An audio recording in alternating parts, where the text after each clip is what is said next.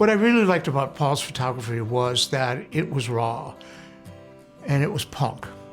What I really dug and admired about Paul's work is that he got himself so familiar with local bands that he kind of knew what was coming up. It was instinctive, it was intuitive, it was spontaneous.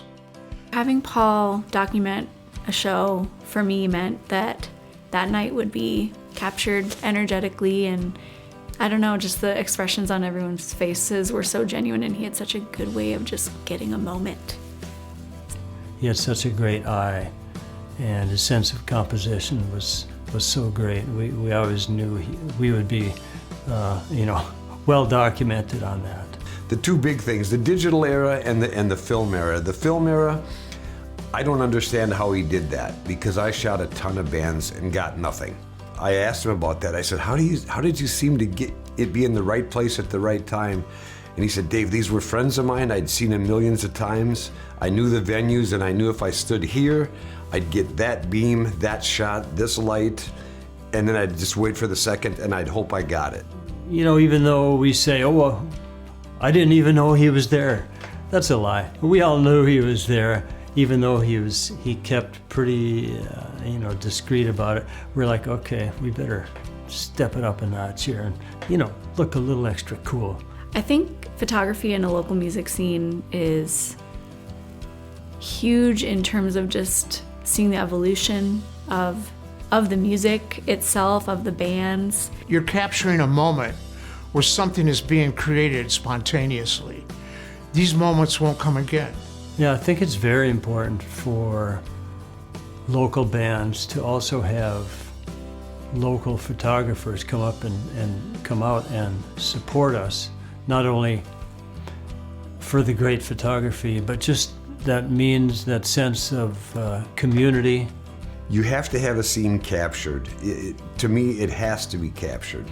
And even though you can't necessarily hear music over a picture, it's a way to, capture that and let people see that over the years. I think there's such a difference between photos of like a punk band versus like a more country band. Like you can get the energy is different, and I think that's super important. The most important thing to me is that it's not forgotten.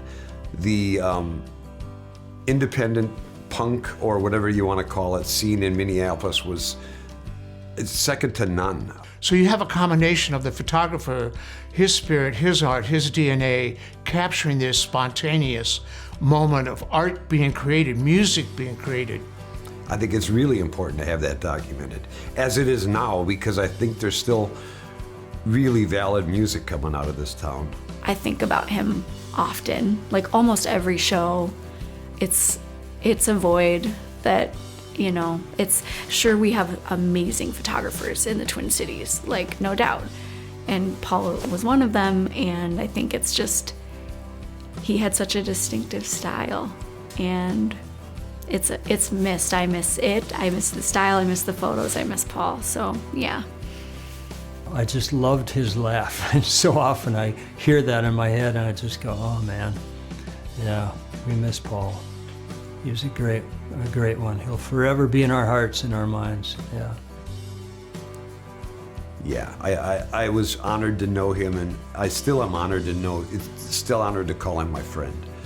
I will always treasure